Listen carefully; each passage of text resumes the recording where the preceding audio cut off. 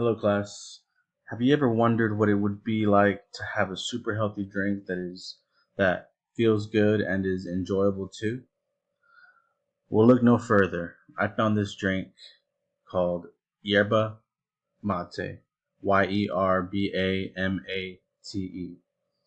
I found this through an experienced yerba mate drinker from Argentina where it is native to. He introduced it to me very well, and I will too. I will tell you about what it is.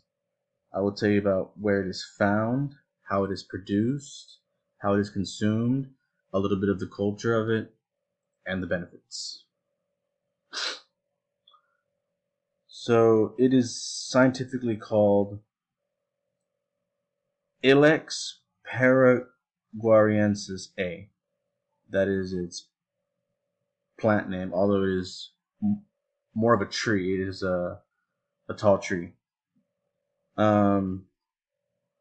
It consists of, it has healthy compounds such as alkaloids, polyphenols, saponins, and minerals, which all have health promoting effects. According to an article by the National Library of Medicine, the article's name is Yerba Mate, a long but current history. And then also, according to this article, it is known to reduce weight, to be cardioprotective, to be anti-diabetic, and anti-inflammatory. Next, where it is found in Brazil, Uruguay, Argentina, and Paraguay. It is native to these countries.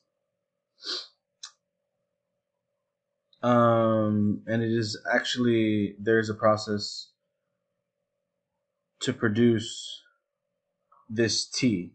It usually has harvesting first, and then the tea is roasted, dried, and matured. Then it is sieved, which is whenever they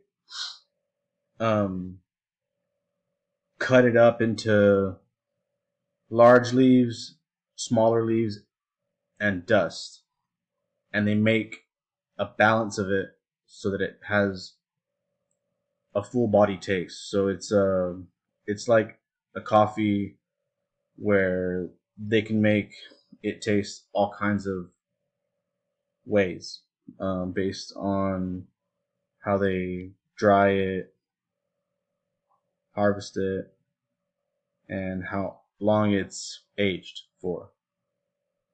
Next, I will talk about how it is consumed and prepared. It is usually infused with hot water inside a gourd or cup, usually made of dried squash or wood, which I have right here. And this is how it looks. This one is actually bound with leather and a gold and chrome rim and the inside, you can see it's a hollowed out pumpkin or squash. And then and it is drunk out of a filter straw, such as this one, so that you don't absorb any of the leaves into your mouth, and you drink from this end. There's even a little holder right here so the straw's heat doesn't burn you. And it is pretty deep in the culture of Argentina. For example, it is kind of a drink for socialization. It's kind of like a tradition to drink it with friends and pass around the same cup within a group of people. And actually 90% of Argentinians drink this tea every day. So it's very deep into their culture. And now I will be demonstrating how to prepare mate, which is how they call it. In Argentina, they just say mate is the drink, although the herb is called yerba mate. And this is an example of a brand from Argentina. It's called Cruz de Malta. And what you do is you want to get this herb, which looks like this. It's very, you can see, very brown and green with twigs, leaves, and dust in a certain proportion. So what we do is we pour into the cup about 2/3 to 3/4 cup, of the way in the gourd. Then put this away right here. Then you grab the cup and you palm the top of it, covering all the holes, and then you tilt it upside down almost, like at an angle, and you shake it so that all the dust falls to the palm and the larger leaves stay on the bottom of the gourd, preventing the drink from clogging up in the straw. You want the large leaves in here at the bottom and the dust on top so that it kind of holds back the smaller leaves with larger leaves. And then so what you do is you get a room temperature water, and you do this so that the hot water doesn't burn the leaves and cause a stronger taste than need be.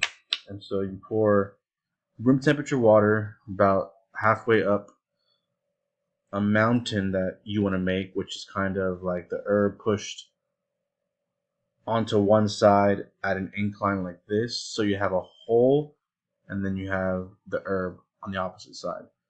And so the water got poured in this hole until it reached about almost to the top of the mountain, but you don't want to wet the whole thing because you want the taste to come out of the drink slowly so that it lasts. So now that the water has been absorbed in the mountain, which you can even add a little bit more, the point is also to make the mountain hard and dense and stuck so that the straw can actually be lodged in place correctly to prevent clogging.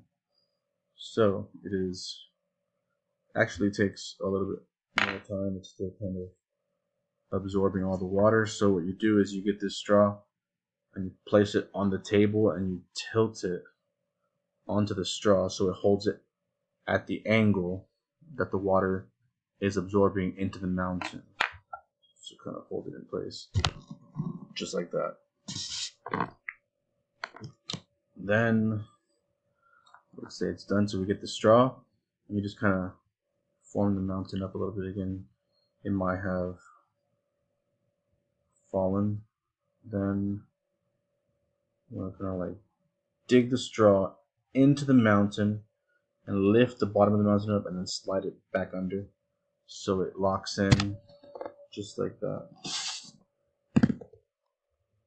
Now it should be locked in enough that the drinking experience is going to be smooth and fluid.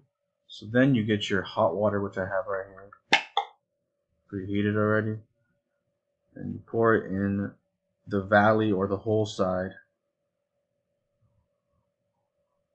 I made up that term, valley, on the spot. And then you drink. After it steeps, actually though, for about, it steeps extra quick, so it only needs like 10 seconds or 20 at the most. Alrighty. And the first one is always going to taste a little bit stronger and harsh, but after that, it's going to taste pretty smooth, and it's going to get warmer because we had the room temperature water in there.